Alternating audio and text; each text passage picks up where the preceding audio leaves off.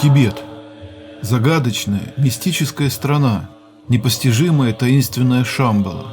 Где-то в его недоступных пещерах хранятся тайные знания древних, веками медитируют просветленные йоги.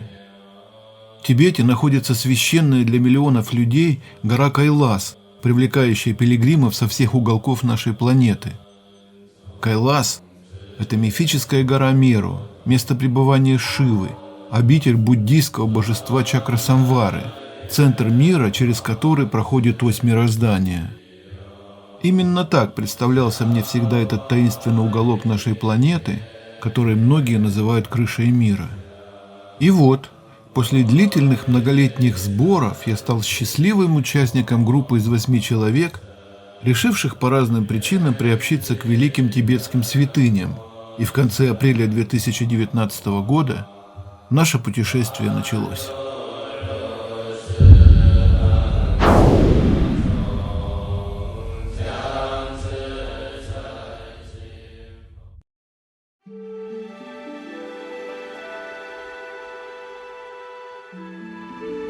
Свой путь в Тибет мы начали с ультрасовременного китайского мегаполиса Гуанчжоу, расположенного на юго-востоке Поднебесной. Такова уж была нить нашего путешествия, что сначала мы пересекли по воздуху весь Китай, чтобы потом лететь в обратном направлении в Лхасу. В соответствии с программой, в Гуанчжоу у нас был свободный день. Разместившись в отеле, мы поменяли свои доллары на юани и направились в центр города. Как, наверное, и все сейчас в Поднебесной, Гуанчжоу поражает своими гигантскими масштабами. Все в этом городе говорит о китайском экономическом рывке. Конечно, мне было хорошо известно, что Гуанчжоу – гигантский мегаполис, однако увидеть все это вживую все равно было большим сюрпризом. В центре города перед нами предстал завораживающий строй сверкающих стеклом огромных небоскребов.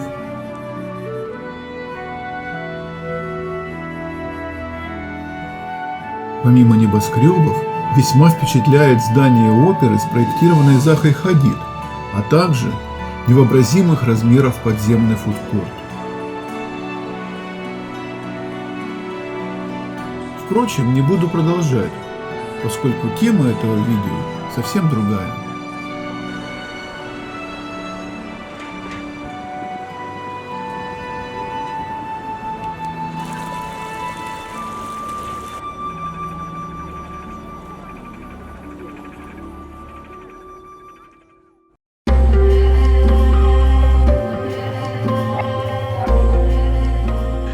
Первым делом в Тибете мы направились не в его столицу Лхасу, а в находящуюся в 137 километрах от нее небольшую деревеньку по имени Самье, расположенную на 100 метров ниже.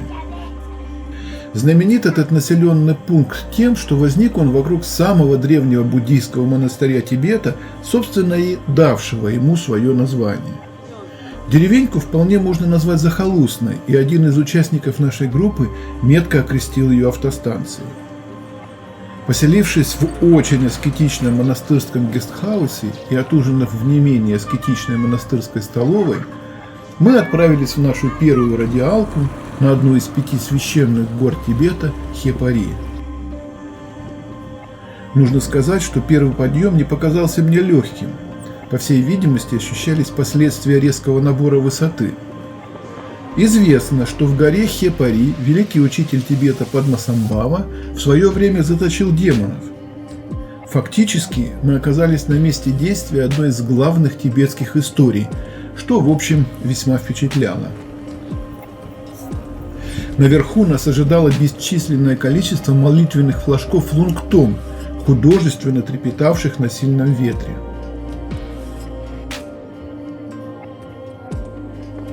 Сверху открывался прекрасный вид на построенный в форме мандалы монастырь Самье, посещение которого было запланировано на следующий день.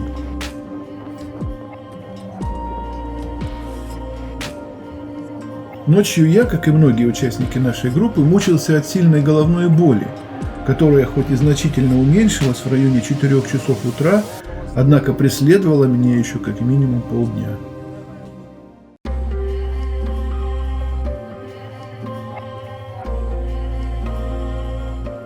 На следующий день, сопровождаемые остатками ночной головной боли, мы отправились в самый древний буддийский монастырь Тибета, построенный в VIII веке Самье Гомпу, или Самье, что в переводе с тибетского означает «неизмеримый». Монастырь построен в форме мандалы по образцу индийского монастыря Анантапури, и это единственное сооружение подобного рода в Тибете. Прямо на входе нас встретила большая белая печь, в которой монах сжег можжевельник. Дым из этой печи живописно разливался по округе. Архитектура всего комплекса сочетает индийские, тибетские и китайские элементы. По сторонам от основного храма расположены 8 малых храмов, 4 из которых посвящены бодхисаттвам – Авалокитешваре, Арьяпале, Манджушри и Майтреи. Также с 4 сторон стоят большие ступы, а вдоль стены располагаются 108 малых ступ. После небольшого рассказа нашего гида Риксана мы отправились в главный храм монастыря, в котором шла утренняя служба. Внутри храма нас встретила длинная анфилада скудно освещенных комнат, оформленных в аутентичной буддийской эстетике, предполагающей наличие большого количества текстиля, много мерцающих светильников на ячьем масле и неимоверное количество настенных росписей. Помимо этого, в храме фантастическое количество изваяний бодхисаттв, Будд, Далай-лам и прочих персонажей буддийского пантеона. Известно, что в конце VIII века здесь состоялся знаменитый диспут между буддийскими учеными из Индии и их коллегами из Китая. Индийцы одержали верх, и с тех пор по указу царя Тисонга Дэцена традиция Махаяны стала главенствующей в Тибете. Во время культурной революции монастырь Самье, как и другие монастыри, был осквернен и разграблен. Множество драгоценных реликвий было уничтожено. Монастырь прекратил свое существование и был частично восстановлен лишь к концу 80-х годов прошлого века.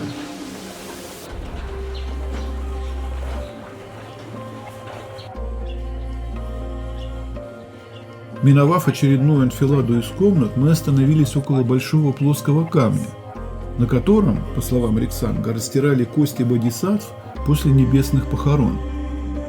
Сообщив, что поскольку покой на нем обрели 500 бодхисаттв, камень имеет целебные свойства, Риксан предложил полечить нас с его помощью, и мы воспользовались столь заманчивым предложением.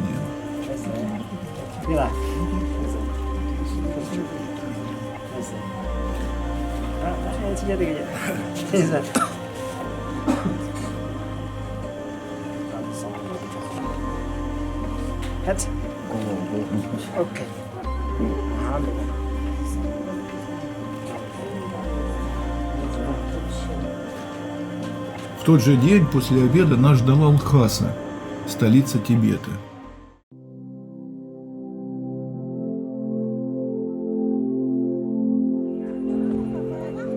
В Лхасе мы первым делом направились в старый город. Преодолев несколько замысловатых колен пестрых, кипящих торговой стихией переулков, мы оказались на площади Баркор перед первым буддийским храмом Тибета Джакангом. Жизнь в исторической части тибетской столицы концентрируется вокруг этого храма. Бесчисленное множество паломников со всего Тибета идет вокруг него бесконечную гору, и многие совершают простирание, измеряя своими телами пройденный путь. Перед самим храмом устроена специальная площадка для простираний. Также на площади перед храмом происходят многочисленные красочные фотосессии с участием китайских туристов.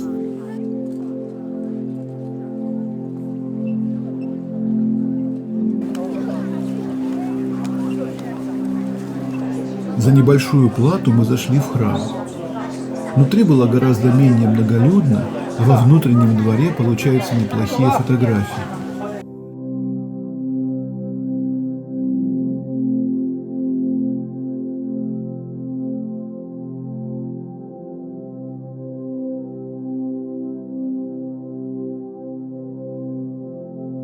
Известно, что храм Джаканг начал строить легендарный царь Тибета Цангцен Гампо в 639 году на месте небольшого озера. По монаршему указу озеро осушили, Построили храмы, вокруг воздвигли ступы и монастыри. Во время культурной революции храм был разорен, но впоследствии восстановлен.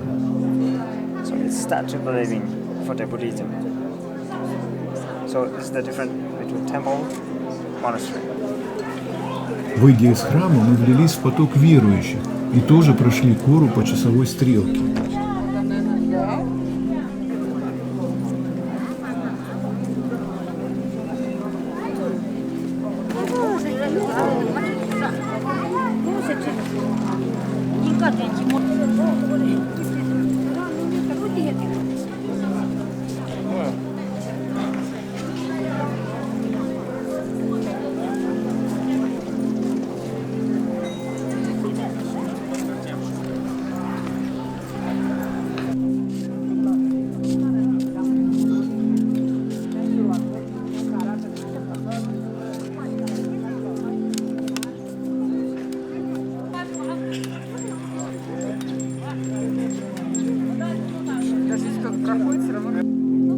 Все первые этажи домов по пути нашего следования, как, впрочем, и во всем старом городе, заняты магазинами, торгующими преимущественно буддийской атрибутикой и разнообразными украшениями. Всего этого очень много, однако, присмотревшись, понимаешь, что везде практически одно и то же.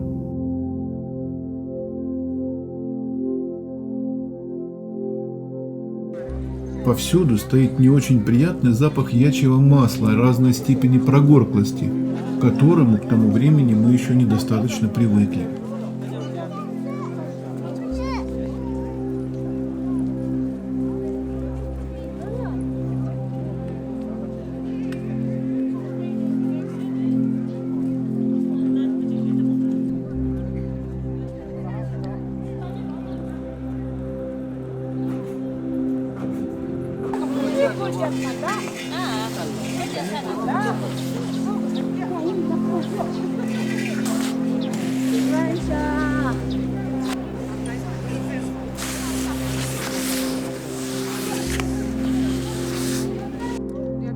Вечером мы некоторое время ходили по городу, а потом фотографировали Паталу из парка.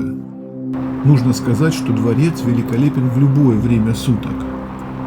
Несмотря на то, что каждый Далай-лама, начиная с 6-го, пристраивал к нему свой кусочек, форма его весьма гармонична. Почти напротив дворца китайцы вырыли живописный пруд с пагодой в китайском стиле, разрушив тем самым аутентичный аскетизм окружающего его пространства. Однако отражение Паталы в зеркале этого пруда поистине прекрасно.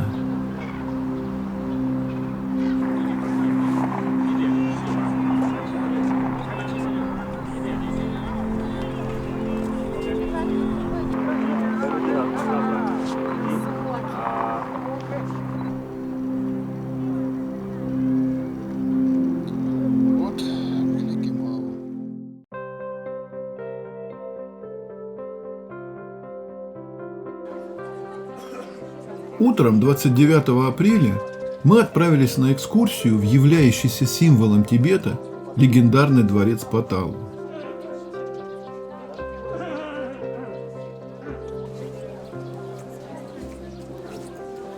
На входе нас встретила огромная коленчатая, как в аэропорту, очередь. В начале ее первого сегмента был металлодетектор, а в его конце – проверка паспортов и билетов. В его нынешнем виде дворец начали строить в 1645 году по инициативе Далай-ламы V. В грандиозном строительстве принимали участие лучшие мастера того времени из Тибета, Непала и Китая. В 1648 году был завершен Белый дворец Патранг-Карпо, и Патала стала использоваться как зимняя резиденция Далай-лам. Красный дворец Патранг-Марпо был достроен между 1690 и 1694 годами. Нам довелось побывать только в красной части дворца, поскольку в белую часть, по словам нашего гида Риксанга, не пускают. После недлительного, но томительного ожидания, в течение которого мы сделали внушительное количество фотографий впечатляющих видов этого замечательного архитектурного творения, мы наконец зашли внутрь. Внутри мне категорически запретили снимать, поэтому несколько фотографий я взял из интернета. Изнутри дворец впечатляет ничуть не меньше, чем снаружи. По сути, это гигантское сооружение представляет собой немыслимый лабиринт ходов и затейливо декорированных относительно небольших залов или храмов на разных уровнях, посвященных Буддам, Бодхисаттвам, Далай-ламам и прочим участникам буддийского пантеона. Сегодня Паттала одновременно и музей, и место паломничества буддистов. Ввиду огромной культурной, религиозной, художественной, исторической значимости дворец внесен в список всемирного наследия ЮНЕСКО. С Патталы, переполненные впечатлениями, мы пешком отправились на смотровую площадку, с которой открывается прекрасный вид на дворец. На площадке было весьма оживленно и тесно. Добавила общей сутолоки китайская свадьба с фотографом, которых здесь немало. В целом было весело. Завершив фотосессии, мы поехали в летнюю резиденцию 14-го Далай-ламы Нарбулинку. Можно сказать, резиденция не настолько интересна, как, например, Паттала или храм Джакан. Тем не менее, Нарбулинка – самый большой высокорасположенный искусственный парк в мире, занимающий территорию 14,5 гектаров. Парк делится на 3 части – преддворцовую, дворцовую и лесопарковую. Всего в нем насчитывается 400 сооружений. Мы посетили построенный в 1956 году новый дворец. Снаружи он выглядит вполне по-тибетски, двухэтажное строение под плоской крышей. Однако внутри есть туалеты и ванные.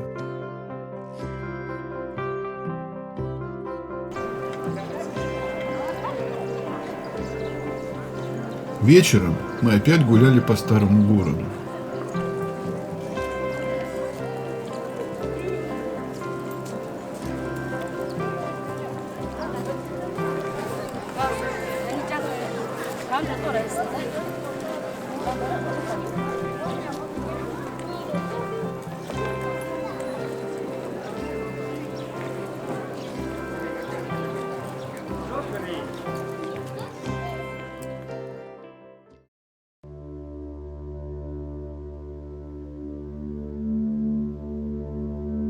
Утром 30 апреля, то есть на 5-й день нашего путешествия, мы сели в автобус и отправились на экскурсию и одновременно в своего рода радиалку в знаменитый пещерный монастырь Дракьерпа, расположенный на расстоянии примерно 35 километров от Лхасы на высоте 4885 метров.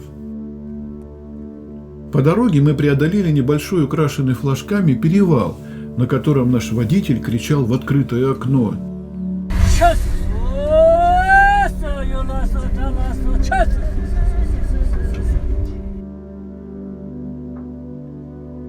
Около часа по извилистому горному серпантину, и мы на месте, в точке начала подъема к монастырю.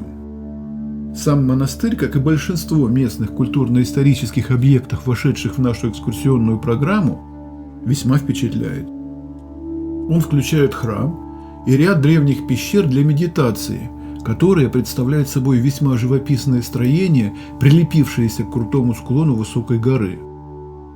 Мы забрались наверх к пещерам. Вид, открывающийся оттуда, как и само место, фантастически красивый и весьма необычный. Было жарко, при этом ощущалась высота, дающая себе знать легкой одышкой. Считается, что именно здесь расположены самые древние места для медитации, некоторые из которых относятся еще к добуддийским временам. Наиболее известными среди них являются те, что связаны с именем отца тибетской нации, царя Сангцена Гампо. Также здесь медитировал и практиковал йогу великий учитель Тибета Падмасамбхава. В связи с этим монастырь стал одним из главных центров медитации Центрального Тибета.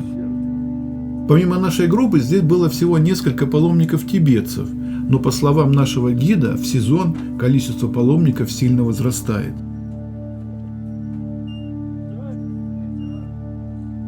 В годы культурной революции монастырь был разграблен, однако через несколько лет его восстановили. Сейчас здесь живут несколько монахов, которые поддерживают его в надлежащем состоянии.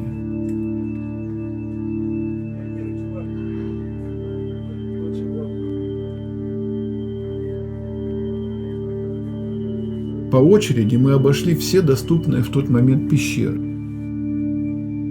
Почти все почувствовали в них сильную энергетику, особенно в пещере Падмасамбхавы.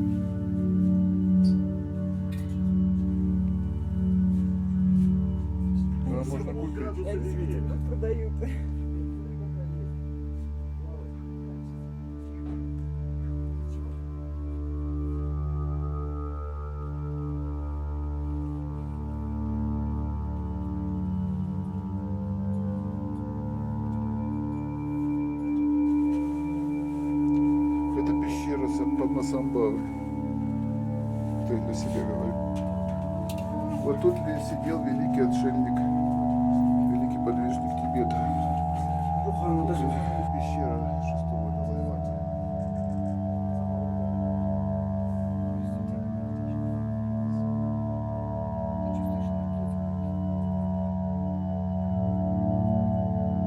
Это вообще классика.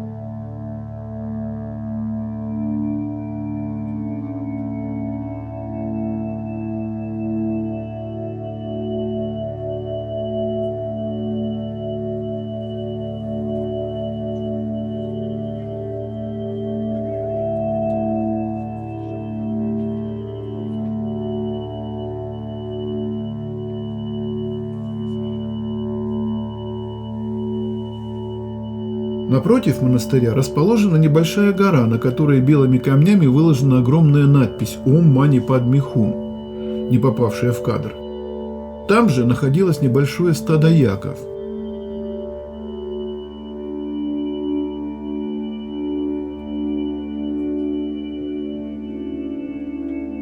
Мы совершили вокруг вершины этой горы гору, спустились к автобусу и поехали назад в Лхасу.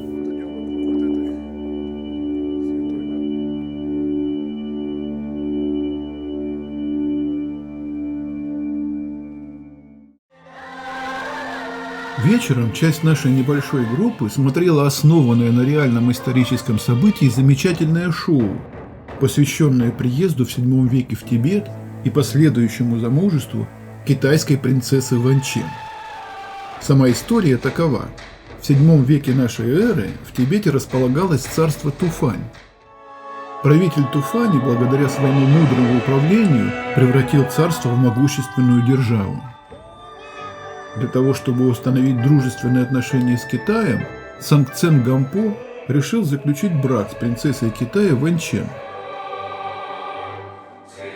Нелегкому пути героической принцессы на крышу мира и посвящено это шоу.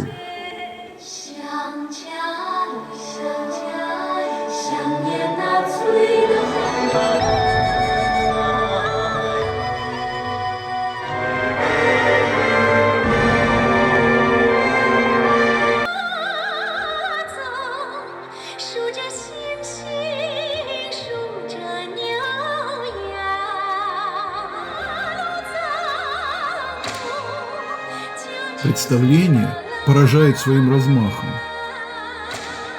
В нем задействовано небывалое количество актеров. Огромные декорации выезжают на вписанную в природный ландшафт сцену под открытым небом. Поражают воображение великолепные костюмы актеров, световые и прочие эффекты.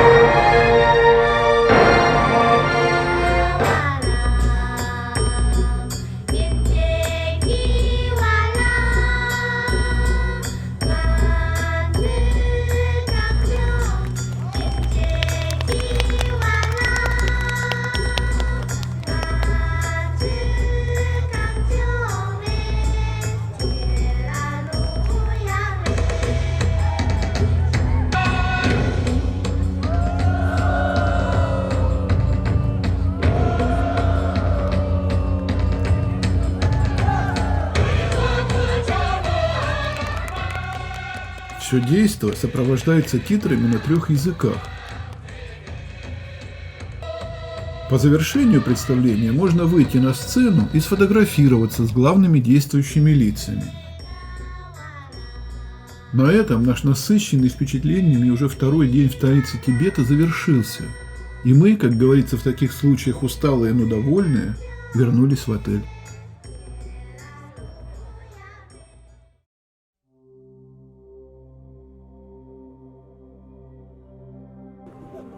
Первого мая, то есть на 6-й день нашего путешествия, мы покинули Лхасу и отправились в Гьянцы, 3-й по величине город Тибета. Наш путь лежал через расположенный относительно недалеко перевал Камбала. Высота этого перевала 4794 метра. С перевала открывается потрясающий вид на сверкающее бирюзой священное озеро Ямдрок-Цо. Озеро расположено на высоте 4488 метров. Его протяженность более 73 километров, площадь 621 квадратный километр. Озеро очень почитается, и его считают талисманом Тибета. По преданию, когда воды озера высохнут, Тибет станет необитаемым. Отлично получилось.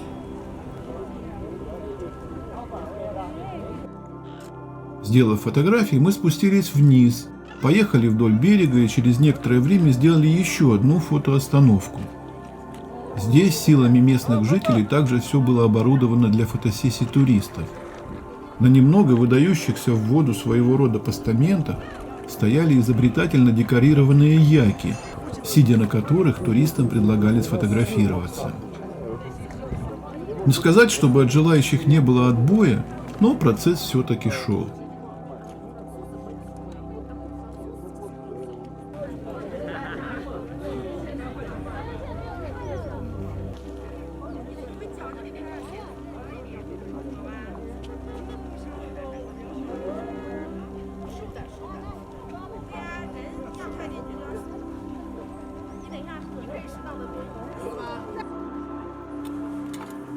Далее наша дорога лежала через еще один перевал Карола, находящийся на высоте 5045 метров.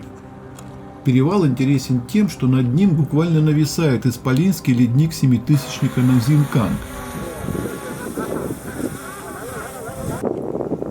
На перевале мы сделали фотографии и теперь уже напрямую поехали в Гьянцы.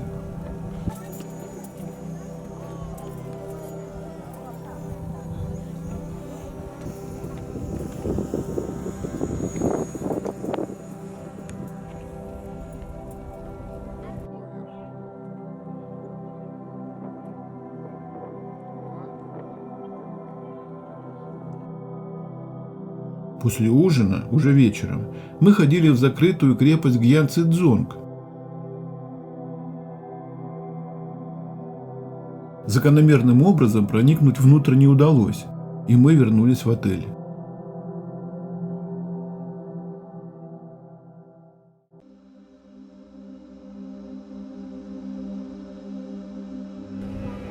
Утром 2 мая мы направились в монастырь Пилкор-Чоде, в котором находится знаменитая ступа Кумбум. И ступа, и монастырь уникальны тем, что практически не пострадали во время культурной революции. Монастырь представляет собой комплекс из 15 храмов 3 различных традиций, что считается редкостью для тибетского буддизма.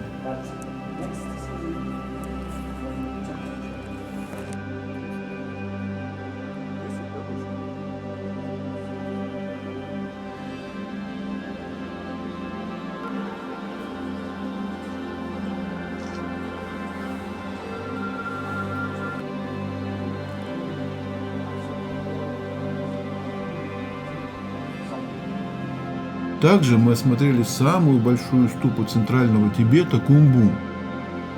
В ней 5 этажей, множество комнат, статуй и алтарей. При этом верхний этаж был на ремонте. На входе мы заплатили по 10 юаней за съемку, однако снимать внутри оказалось практически нечего.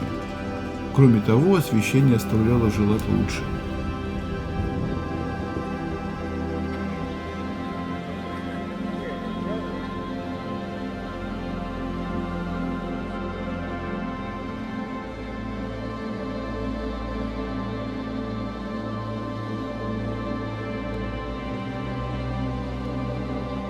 Затем мы ходили в старую деревню, где познакомились с бытом местного населения, а после поднимались на горку, откуда открывался прекрасный вид на монастырь.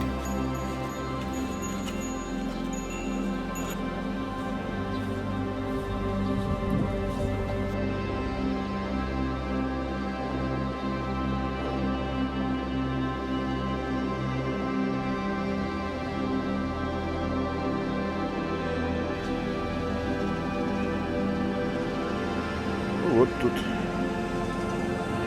такие домики, ну, явно новодельные, но в таком традиционном тибетском стиле. Это все красивенько. А китайцы посадили.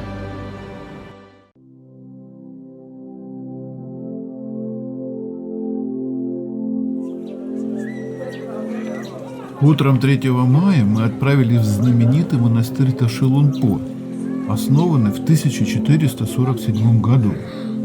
Интересно, что в переводе с тибетского название монастыря означает «все счастье и благополучие собраны тут». На территории монастыря расположен крупнейший храм Будды будущего Майтреи, а в храме самая большая в Тибете его статуя. Основан монастырь Гендоном Дукпой, которого после смерти признали первым Далай-ламой. Монастырь является крупнейшим в Тибете и весьма впечатляет своими размерами. По главной монастырской улице мы поднялись к храму.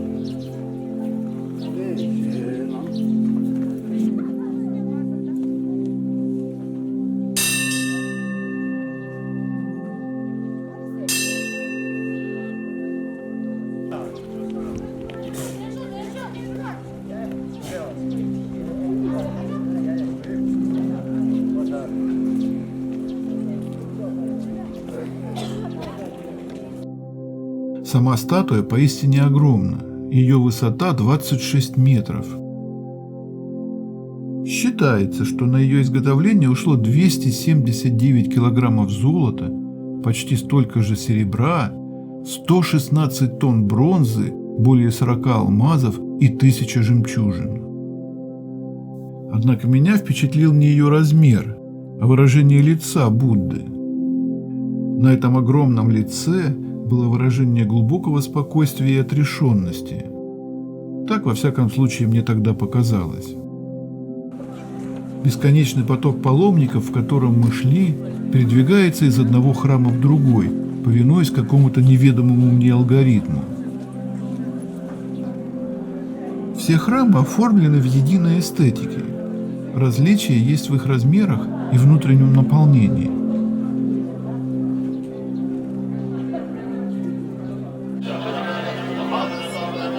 В одном из залов хором пели монахи.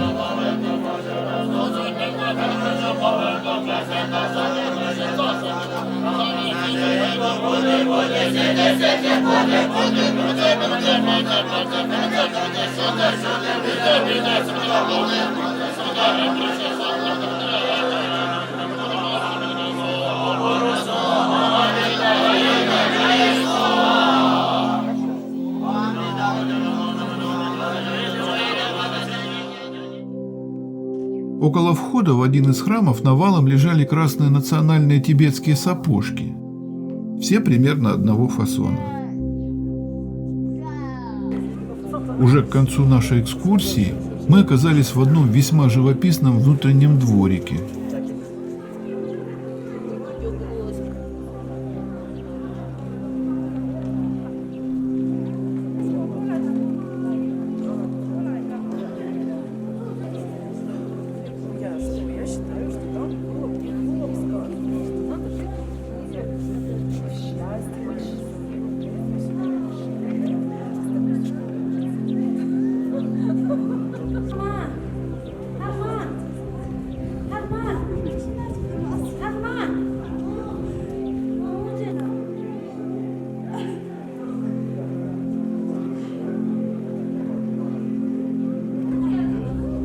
По завершению осмотра мы, по предложению Риксанга, решили совершить кору вокруг монастыря.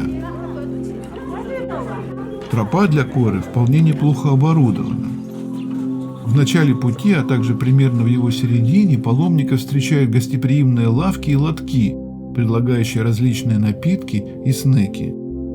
Вдоль всей довольно длинной тропы установлены молитвенные барабаны, а также изредка встречаются алтари и печки. Также на Коре нам встретилось большое количество домашних животных – коз, овец и собак, которые, по словам Рексанга, никому не принадлежат. Разморенные собаки спят в тени, а овцы и козы объедают скудную растительность на склоне горы. Кто хотел имбирь? Вот, пожалуйста. Выйдя с Коры, мы прошли старый рынок, на котором ничего не купили, и направились в находящийся неподалеку очень неплохой непальский ресторан. А это колокольчик? Да? Господи, я думаю, что за подстаканники валяются.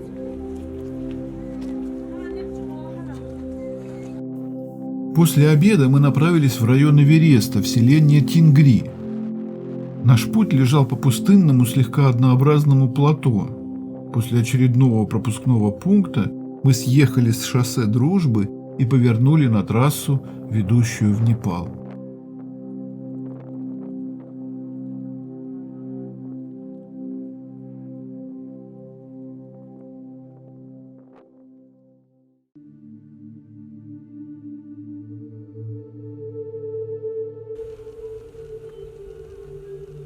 Рано утром мы надели пуховики, термобелье и прочие зимние вещи и направились в сторону базового лагеря Эвереста.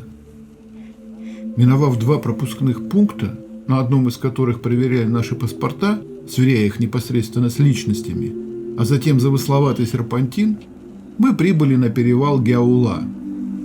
Обычно с этого перевала открывается прекрасный вид на Гималаи, и в частности на Эверест. Нам, однако, не повезло с погодой. Все прекрасные виды оказались закрытыми несколькими слоями совершенно неуместных в этот момент облаков. А весь и без того невыразительный окружающий ландшафт предстал перед нами в серо-коричневых тонах.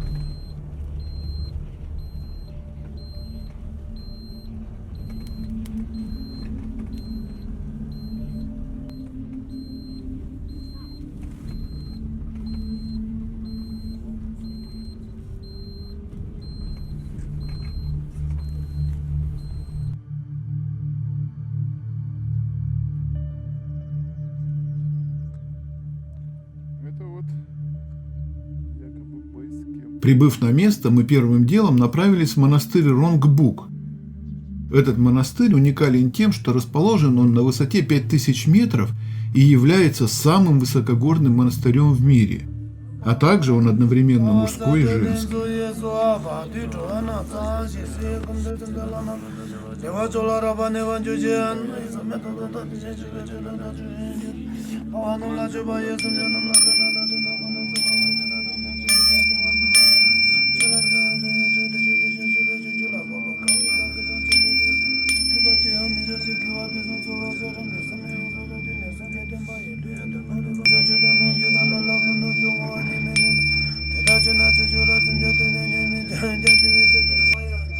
Во время культурной революции в 1974 году монастырь был полностью разрушен, а в 1984 году началось его восстановление.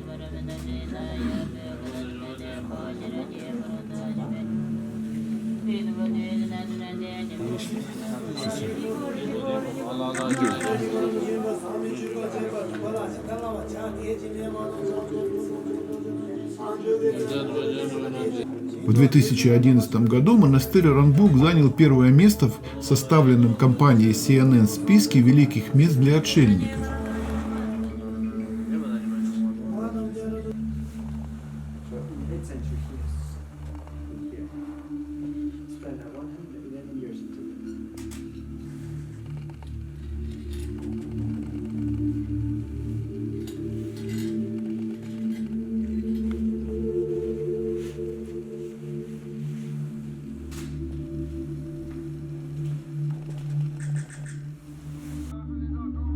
Осмотрев монастырь, мы направились в сторону базового лагеря.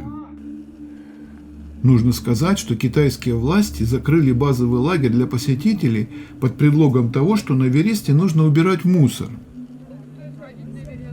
Дойти здесь можно до каменной стелы с соответствующими надписями на нескольких языках. Подразумевается, что, сделав фотографию этой стелы, туристы удовлетворятся и отбудут дальше по пути своего следования. Собственно, так все и происходит. По слежавшемуся, изрядно подтаявшему снежку можно еще пройти немного дальше, на 100-150 метров, но не более. Дальше нельзя. Ко всеобщему сожалению, Эверест нам так и не показался. Мы долго ждали около стелы, но неумолимые облака так и не рассеялись, и мы отправились в обратный путь, как говорится, несолоно хлебавши. Далее наш путь лежал в расположенный на высоте 4500 метров поселок Сагу, небольшой тибетский административный центр. Когда погода хорошая. Он опять вернулся.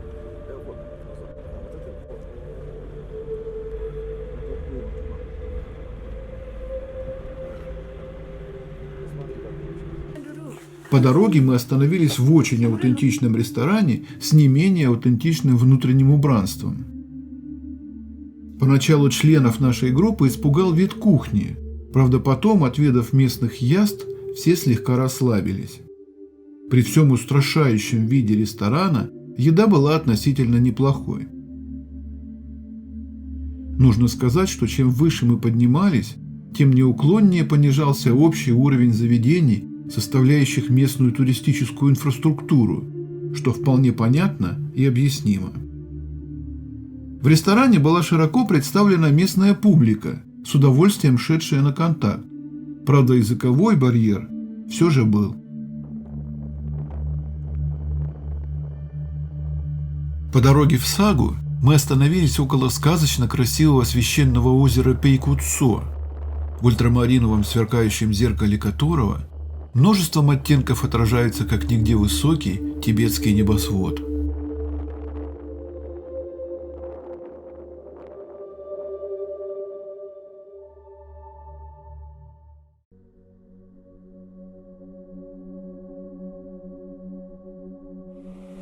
Утром 5 мая нас вновь ждал долгий утомительный переезд до селения Парьянг, расположенного на легендарном озере Манасаравар или Мапам-Юмцо. По дороге мы остановились на перевале Маюмла, находящемся на высоте 5211 метров. Нужно сказать, что к этому времени все акклиматизационные процессы в наших организмах главным образом завершились, и высота 5200 никому из нас не принесла ощутимого дискомфорта.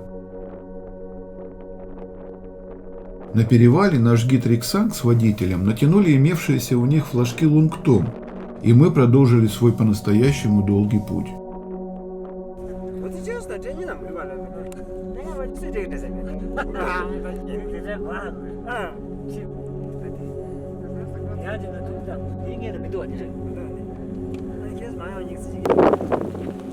Наконец, по курсу нашего следования из-за окружающих гор появилась долгожданная вершина горы Кайлас, и вся наша группа, изрядно укачанная длинной однообразной дорогой, заметно оживилась.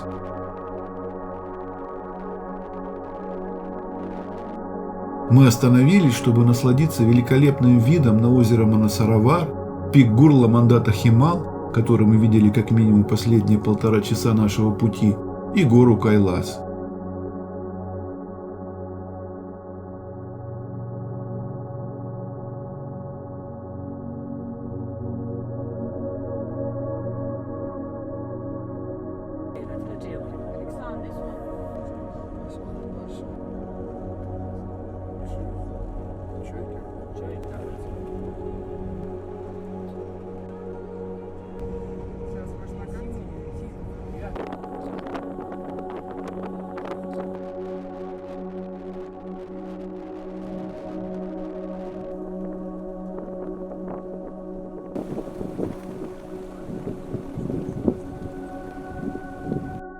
Еще немного, и наш автобус остановился у гестхауса на озере Манасаравар.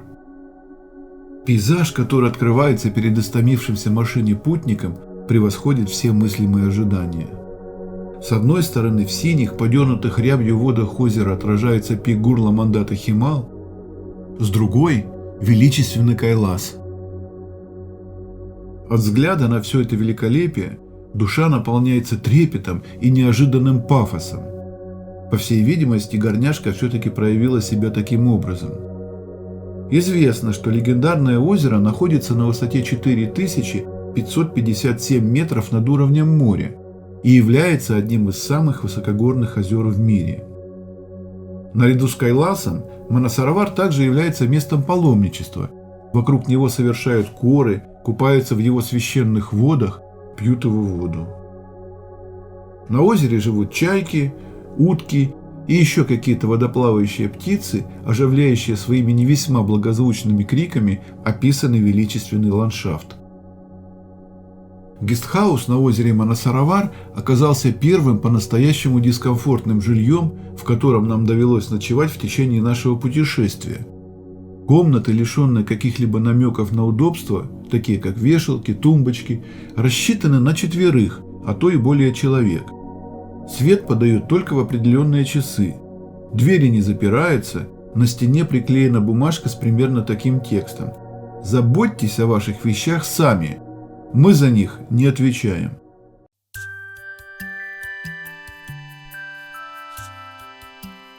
Утром после ставшего уже вполне привычным стандартного тибетского завтрака мы направились в буддийский храм Чиу.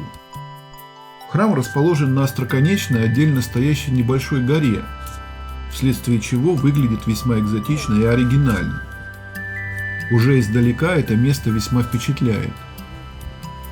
Насколько я понял, храм по большей части закрыт, ввиду того, что сезон паломничества еще не начался, и служитель открыл его по просьбе нашего гида Риксанга.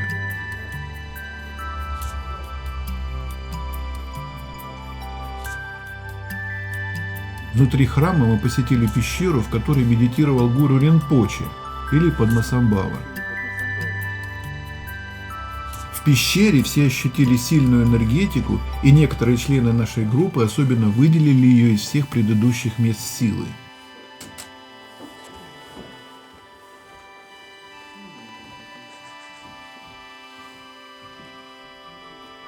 После посещения храма мы походили по его окрестностям и сделали фотографии с прекрасными видами Кайласа, а также различными богато украшенными флажками, постройками религиозного назначения.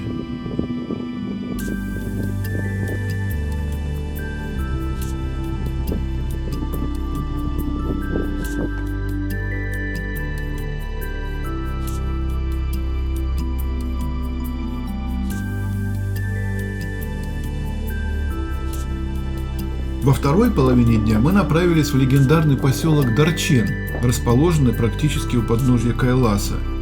Именно в Дарчене и начинаются коры вокруг священной горы.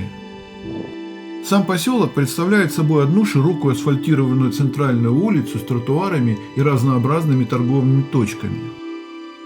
От центральной улицы по сторонам идут неглубокие переулки, застроенные одноэтажными жилыми домами. Вечером мы переупаковали свои рюкзаки и легли спать, чтобы провести очередную беспокойную ночь, теперь уже в преддверии Коры.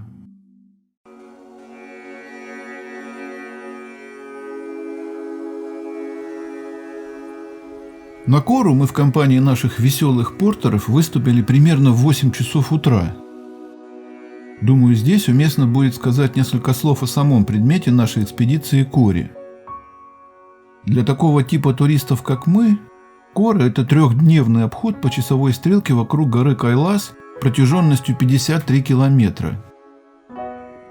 Наиболее трудным является второй день. В этот день паломники проходят перевал Дрол-Мала на высоте 5637 метров. Первый день считается самым простым. В этот день наш путь лежал мимо монастыря Чуку, линии Кагью, по долине реки Лхачу и заканчивался в гестхаусе напротив монастыря Дирапук. Как и ожидалось, первый день Коры оказался не очень трудным. Крутых подъемов не было, погода была хорошей, пейзаж красивым, и в целом идти было приятно, А учитывая то, что перед нами периодически открывались прекрасные виды на Кайлас, первый день Коры оказался поистине замечательным.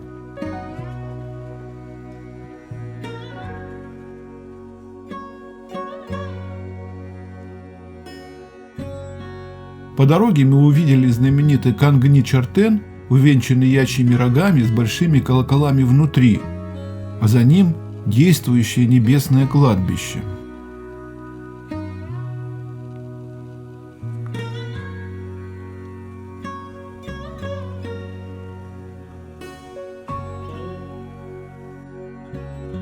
На всем протяжении пути на обочине тропы лежит не поддающееся счету количество камней разных размеров с высеченной на них мантрой «Ом Мани Падме Хум».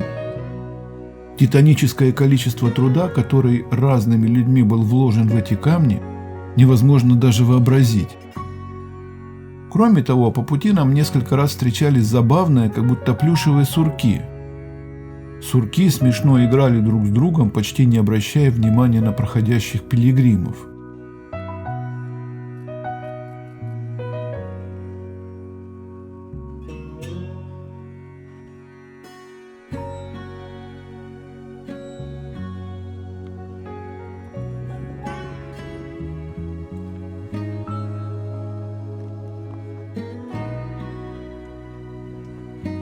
И на Кайлас.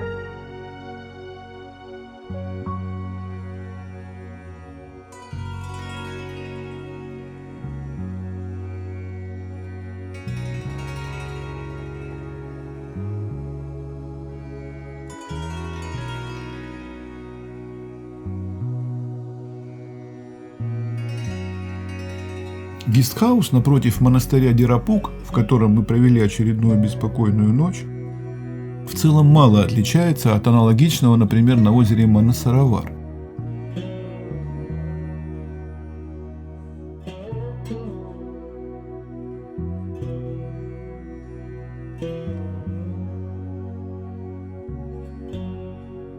Двухэтажное строение в форме буквы «П», комнаты, воплощающие в себе крайнюю степень аскетизма, кухня, в которой топится печка и раздают кипяток из термосов.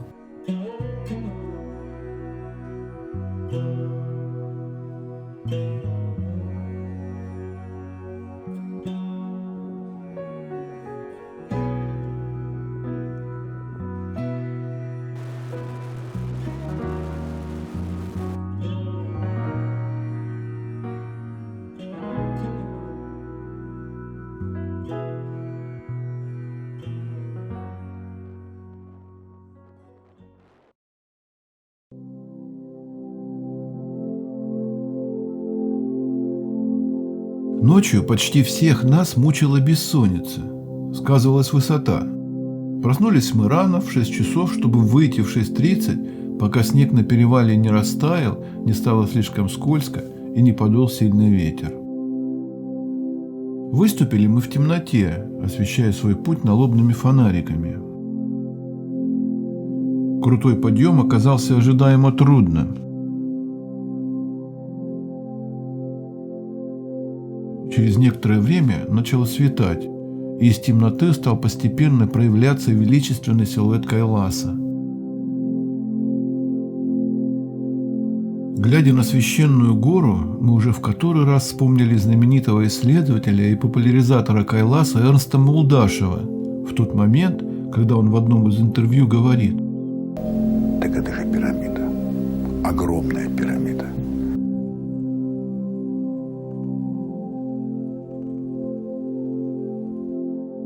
Высшей точкой нашего трека был перевал Дрол-Мала, высота которого 5637 метров. Подъем происходит с переменной крутизной, и нам пришлось преодолеть 3 крутых участка.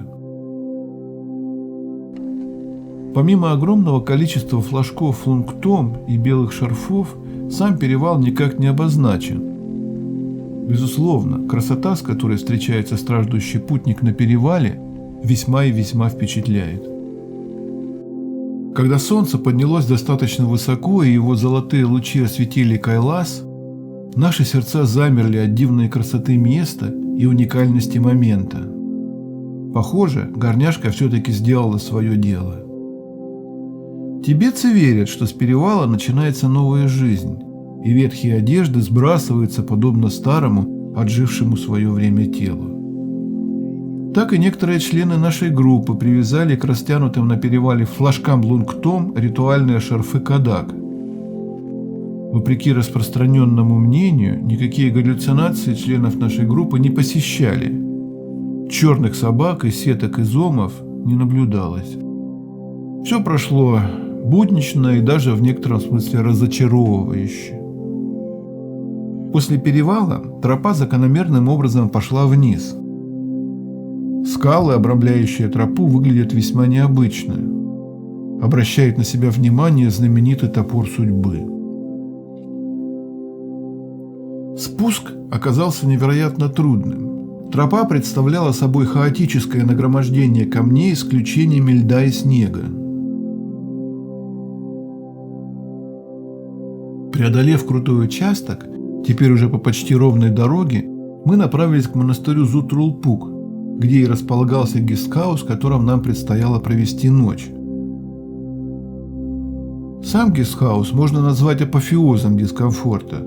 В нем всей нашей группе довелось провести очередную беспокойную ночь в одной небольшой комнате, хотя в данном случае всем было уже практически все равно.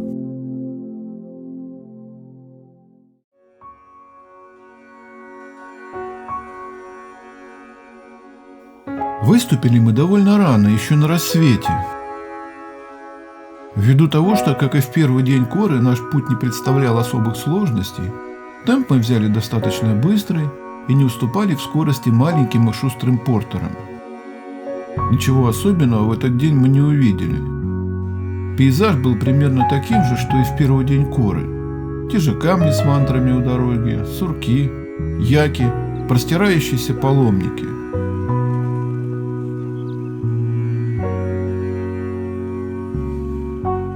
Субъективно спуск воспринимался длиннее, чем заявлено в программе, хотя все гаджеты говорили об обратном. Поскольку шли мы быстро и практически без перерывов, на последних 3 километрах стала ощущаться усталость. В Дарчине Рексанг назначил общий сбор в упоминавшемся уже русском ресторане на 2-м этаже.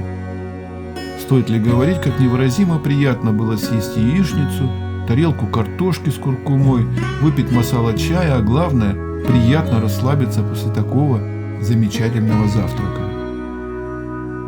Собственно, на этом и закончилась наша Кора. Психологическое состояние, которое все испытали в этот момент, без преувеличения можно было назвать превосходным.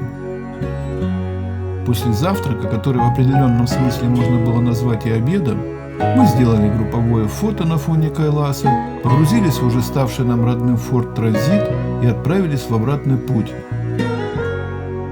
Далее все в обратном порядке. Украшенный флажками перевал Маюмла, бесконечная дорога в окружении описанного уже пейзажа,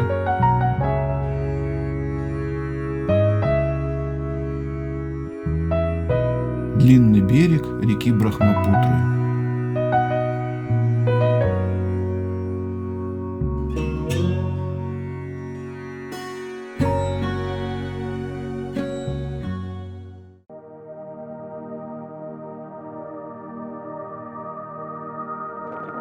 Собственно, дальше описывать особенно нечего.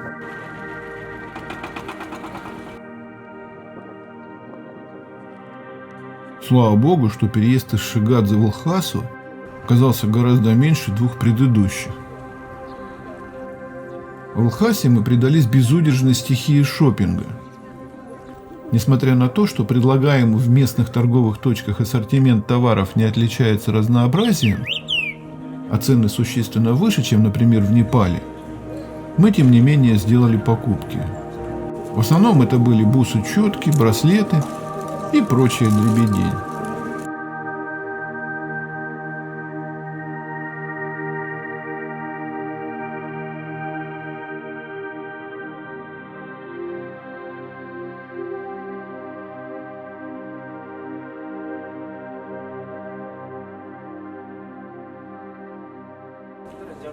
Помимо этого, мы днем гуляли по старому городу.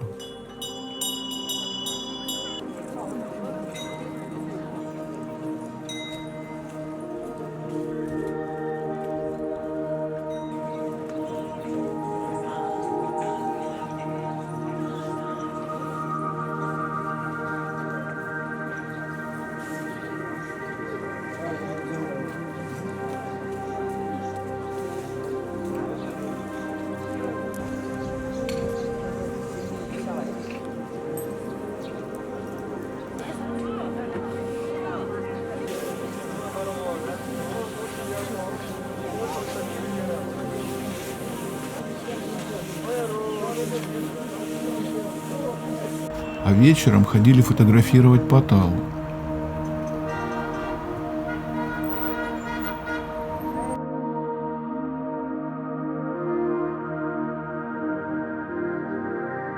Все это происходило на фоне кислородной эйфории.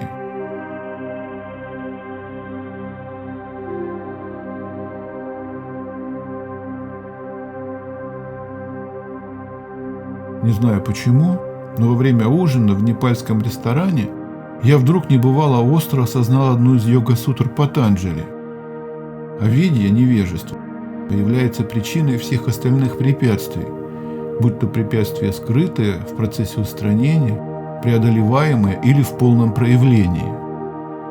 Тогда мне показалось, что я вдруг постиг ее глубинный смысл. До сих пор вспоминаю это чувство нахлынувшего озарения. Дальше было все в обратном порядке.